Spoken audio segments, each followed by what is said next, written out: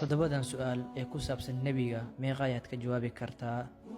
Su'aasha koowaad, nebiga halkee ayuu ku dhashay? 1 Maka, 2 Madiina, 3 Tabuuk.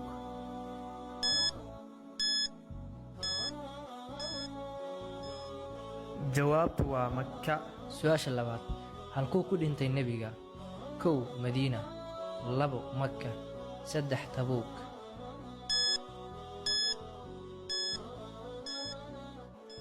jawaabtu waa Madiinatul Munawwara. Su'aasha saddexaad, nebigu markuu waxyi ku soo degayay meeqa jir ayuu ahaa? 1 30 jir, 2 40 jir, 3 45 jir.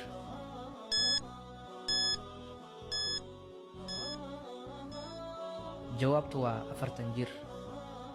Su'aasha afraad, sheeg godkii ay galeen nebiga iyo Abuubakar markii ay u socdeen magaalada Madiina. 1 Ghaaru Thawr, 2 Ghaaru Xiraa, 3 Ghaaru Macnaa.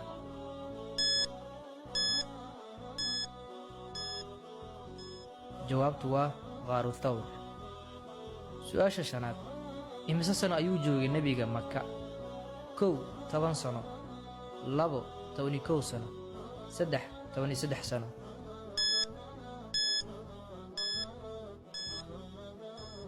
jawaabtu waa 13 sano.